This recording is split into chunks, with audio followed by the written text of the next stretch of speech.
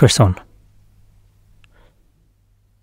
Fa sin na brian mi an curson a sin na scríbich agus a brian an sa gálaigh neo an sa géalca neo as a chumbris agus ruta nach trop sa rís go ré an dóid go bhfuil sin fecin na fachlan agus na canan seo mar slia mar am córas stúra go dóid etar jalas cétar an til neo cuntar etar jalas se ach cuntar ha chafór an impis dola bí agus cunnersteán gon séid y múchach neo gon séid yn syl sy'n fatir chawl fo sneach marc yn beg.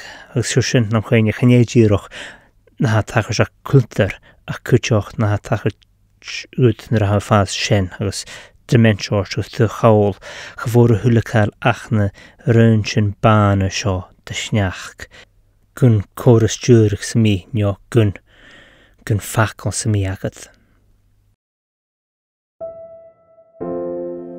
Nyr hi gan la as yn sneach na laia gys yn bian biarach yle, fo chachach is marc yn beg dwst.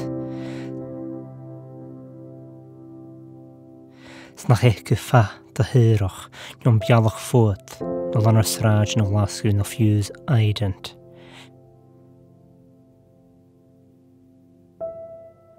Gwn iorog na ffacl sy'n biawn, ach rhaid sy'n gala is cio ban y mwchach gach glawn is galan.